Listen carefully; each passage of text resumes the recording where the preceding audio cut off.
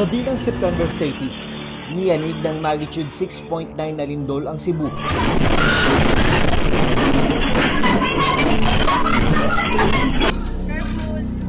Bugo City ang itinuturing na epicenter ng lindol.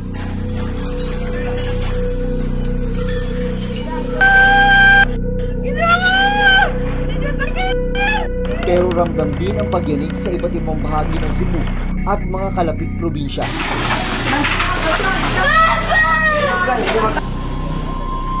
Mula sa airport, food park, kalma. Covered court,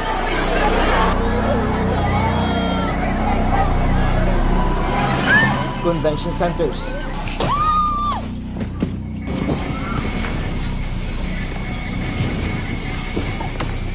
at loob ng mga bahay. Ramdam ang malakas na pagyanig.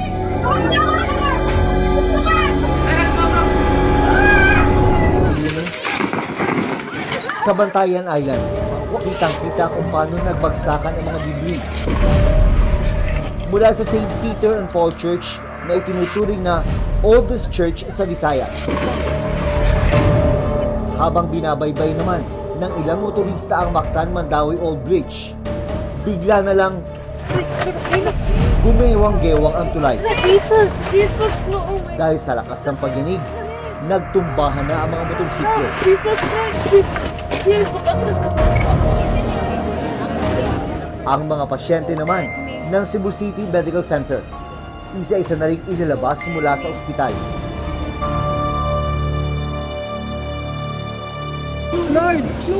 Lord, stop! Lord, please! Pero ang ilan, pahirapan sa paglikas matapos matrap sa mga gusali at bahay. Lord, may mag-save lang ka na, Lord.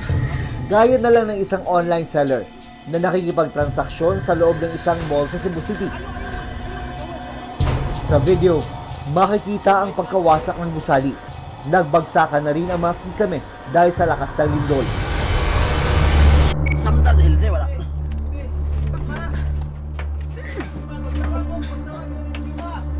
Tawag mo mula siya! Tara!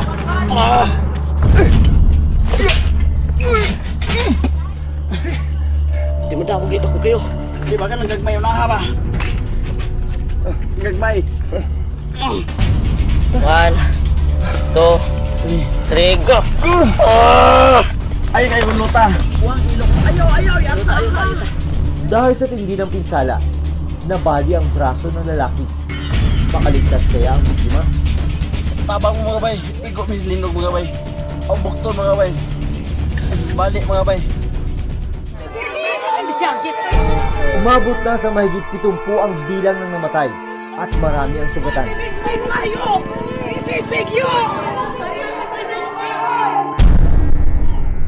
Sa pamamagitan nitong earthquake simulator ng T-Box, titingnan natin kung gaano nga ba kalakas ang intensity 7. Mawala ako sa balansa ng panahon. Imagine mo to kung yung ganito yung mga bahay, di ba? Lord, stop! Lord, please! Tawag mo mula siya! Tara!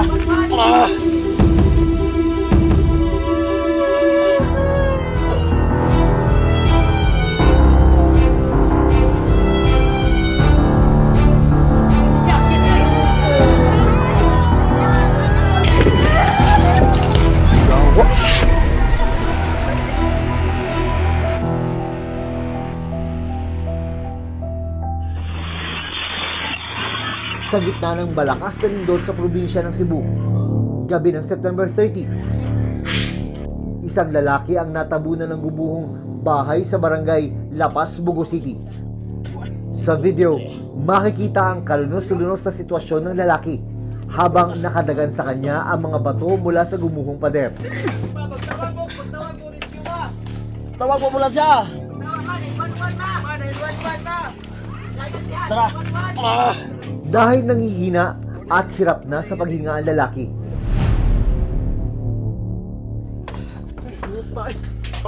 pinagtulungan ng kanyang mga kaanak na alisin ang mga nakadaga na bato sa kanyang katawan. Umugay ko sugod! Sige. 1, 2, 3, go! Ay, ay, luta. Pagkiri ko. Wang ilong mo. Ayaw, Ayuta, ayuta. Pagkiri. Sakit. Tata. Pero sa gitna ng pagsagip sa kanya, nagkaroon daw ng aftershock. Dito na siya nadaganan ng mas malaki pang pader.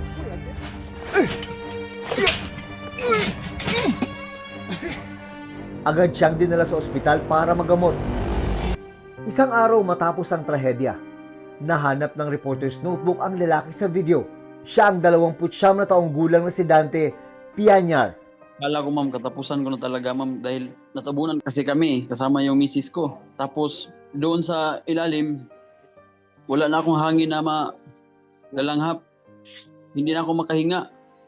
Tapos napaisip ko sa sarili ko, pag bumigay ako, patay kami doon. Patay kami dalawa kasi matagal pa kami bago mahanap ng papa ko at pamangkin ko. Ayaw, Ayuta. Sakit. Kwento ni Dante, matutulog na sana sila ng kanyang asawa mula sa maghapong pagtatrabaho bilang opisyal ng kanilang barangay. Maaga kasi ako natutulog kasi yung duty ko hating gabi. Tapos yung asawa ko nag-online teaching, katapos niya lang. Pero pasado alas 10 ng gabi, nang bigla na lang daw nilang naramdaman ang malakas na pagyanig. Naramdaman ko may mga nahuhulog na mga bato-bato at saka yung mga buhangin. Dahil 3 buwang buntis ang kanyang asawa na si Leonie Grace, siya raw ang unang pinotektahan ni Dante. Itong braso ko, kinabir ko po sa ulo ng asawa ko dahil buntis po siya. Ayan, yung bumigay yung yung pader namin dito, bumagsak sa braso ko.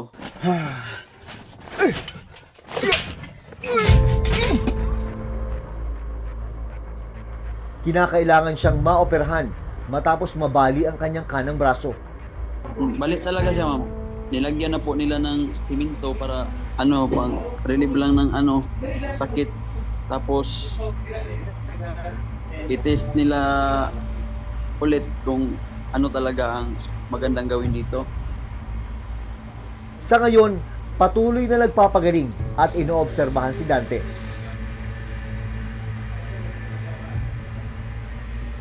Sa LJ, kumusta? Nakaligtas man mula sa panganib, pinoproblema naman ngayon ni Dante ang gastusin sa ospital. Manawagan ko lang po ma'am kung sino yung gustong tumulong, kailangan namin ng tulong kasi pag nasa ospital tayo, kailangan natin pinansyal. Pangamba rin niya ngayon ang bahay na mauuyan, lalo pat 6 na buwan na lang manganganak ng kanyang asawa.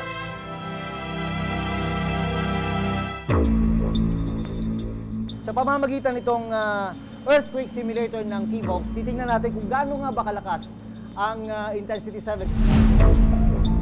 Mawawala ka sa balancer rin pala. Imagine mo to kung niyuyugi ng ganito yung mga bahay, di ba? Paano pa kaya?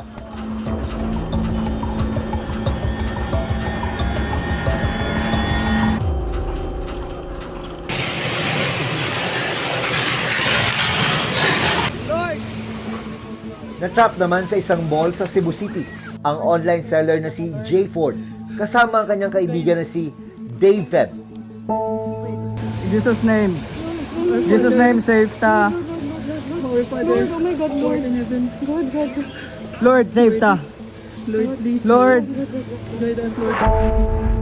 Dahil sa lakas ng pagyanig, bumagsak na ang mga kisame at bakal sa loob ng gusali. Sinubukan pang tumakbo ng isang empleyado ng mall sa pag-asang makalabas. Pero dito na raw nangyari ang aftershock matapos ang halos 2 minutong pagyanig. Wait lang. Bro, napad yung aftershock, bro. Relax lang. Bro, nagtusok ang aftershock, bro. Bro, Lord, bro, please, Lord. Lord.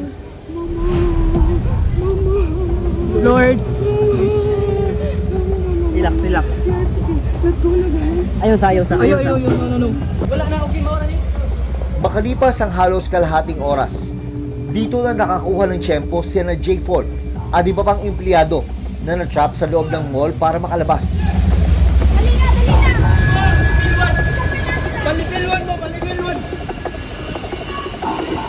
Dalawang oras pagkatapos ng insidente, nakapanayam namin si Jay Ford.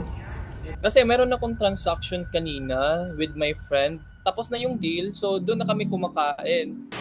Pero habang kumakain, dito nila naramdaman ang paggalaw ng mga lamesa. Seconds or minutes lang after namin kumain is biglang sumayaw yung yung building. Akala namin na na may malakas na hangin lang, ganun, pero tumagal talaga siya ng ilang seconds. Maya-maya pa, sunod-sunod na raw bumagsak ang kisame ng gusali.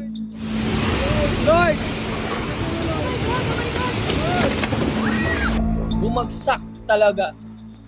So kung nakikita mo yung video, yung dinaanan namin bagsak, 'di ba? So yun po siya talaga. Lahat. Wait. Ayaw mo gawas. Hindi na namin alam kung ano yung gagawin namin.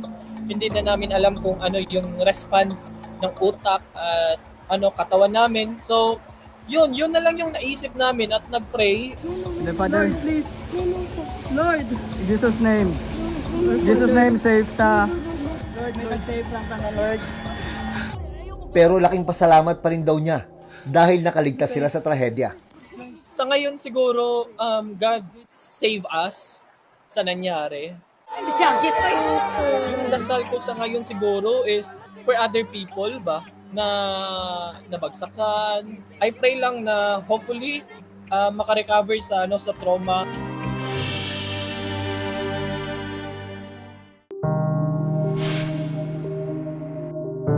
Kinabukasan, mas nakita ang malawak na pinsalang dulot ng magnitude 6.9 na lindol sa iba't ibang bahagi ng Cebu. Ang simbahang ito, gumuho at halos bubong na lang ang natira. Halos matumba na rin ang gusaling ito na nasa gilid lang ng kalsada. Kitang-kita rin ang pagkawasak ng mga residential area.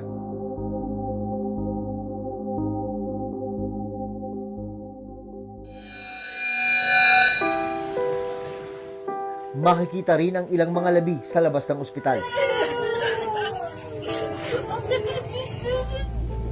Tuloy-tuloy ang isinagawang rescue and retrieval operation sa iba't ibang bahagi ng probinsya.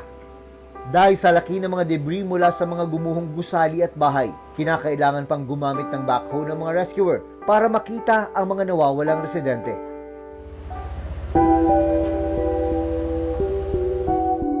Ilang saglit pa, 3 babae ang nahukay ng mga rescuer mula sa gumuhong pension house.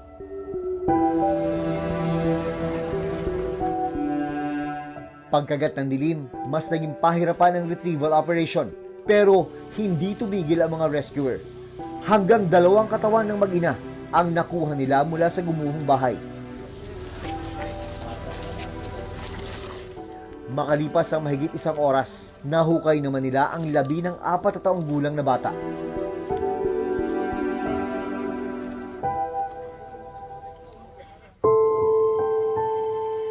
Dahil gumuho at hindi naligtas pang balikan ng mga bahay, dahil na rin sa inaasahan pang mga aftershock, ang ilang residente napilitang matulog na lang sa gilid ng kalsada.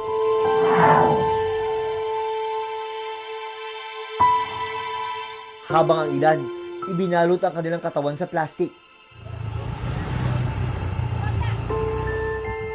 May ibang nanlilimos na ng pagkain sa kalsada.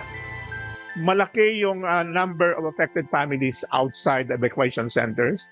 So we have a total of 4,000 because nung tuloy-tuloy pa ngayon yung ating mga aftershocks. Initial na fund ng DSWD from the beginning is 1.2 billion. So pag nag-drop ito ng 50%, then we replenish around 600 million to ensure that magkaroon tayo ng fund to produce yung food natin, the same time, welfare goods at the same time yung ating emergency cash transfer. Sa datos ng Cebu Provincial Disaster Risk Reduction and Management Office, umabot na sa halos 70 ang nasawi. Mahigit 500 katao naman ang nasaktan. Agad na isinailalim sa state of calamity ang buong probinsya ng Cebu. Posibleng sanhi raw ng magnitude 6.9 na lindol, ang isang offshore fault na gumalaw na matapos ang 400 taong hindi pa galaw. Dahil sa nangyaring pagyanig sa probinsya ng Cebu at mga kalapit probinsya, may mga nagtatanong kung mangyayari ang The Big One o magnitude 7.2 sa Metro Manila. Handa ba ang pamahalaan na rumisponde sa isa sa pinakakinatatakutang trahedya? Kapag ginamit mo ang fault finder application ng PHIVOLTS, ito yung lalabas. Yang kulay pula na yan, yan yung bahay kung saan nakatira si Tatay Claro.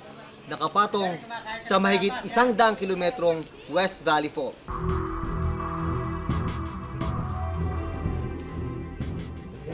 Ay, grabe. Ano to, palaki ng palaki? Nung una, Oh, hanggang dito pa lang yan. Dito ang level talaga yan. bumaba. Oo, ito talaga level yan. Ayan lang yan. Ayan ang pintura niya, ganyan. Paano yung dahan-dahan? Hanggang naging ganyan na lang siya? Nagiba na nga ito, tsaka yung pader to.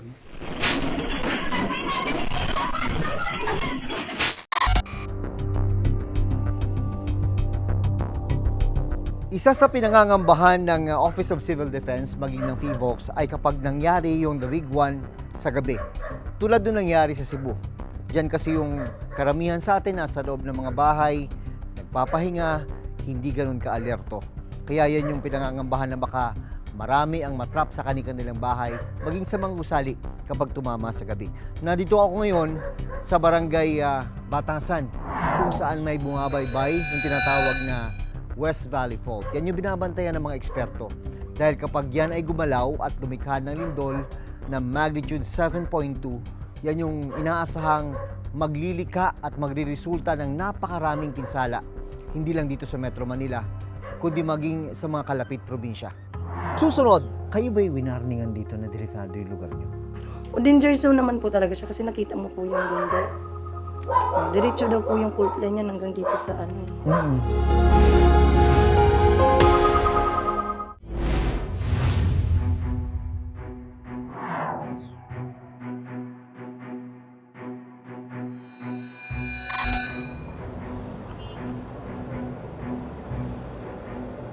Kasama ang Barangay Response Team ng Batasan, nagtungo ang reporter's notebook sa mga markers kung saan may mga active fault na idideklara ang PHIVOLTS.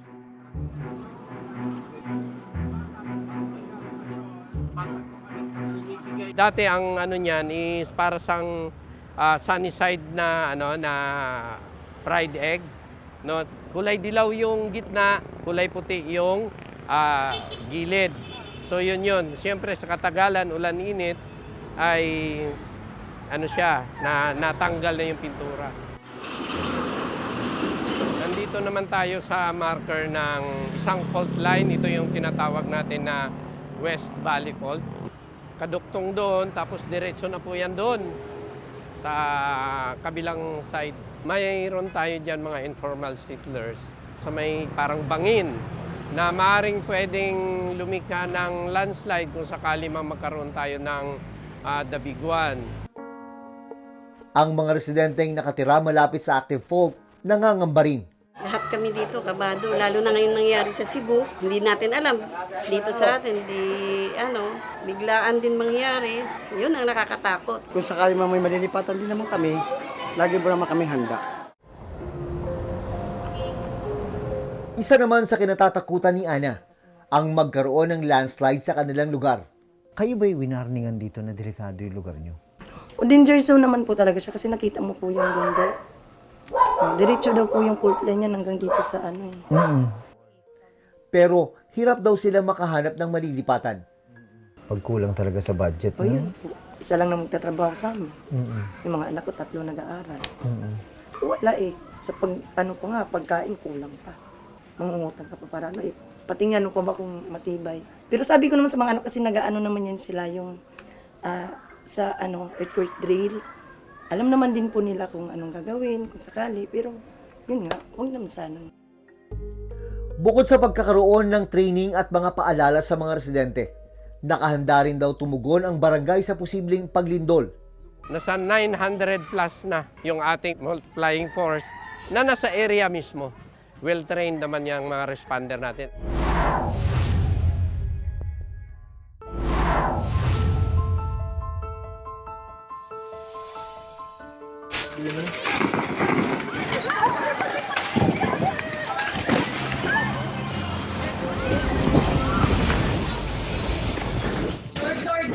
Ang nangyaring malakas na paglindol sa Cebu ay paalala na tayo ay nasa Pacific Ring of Fire. Kaya anumang oras, maski sa oras na hindi inaasahan, pwedeng maganap ang pagyanig ng lupa. Kaya dapat lang maging handa ang lahat. Sa ngayon, tulong ang kailangan ng mga naapektuhan para sila ay makabangon. 5.4 yun. Hanggang sa susunod na Sabado, ako si Jun Veneracion at ito ang Reporter's Notebook.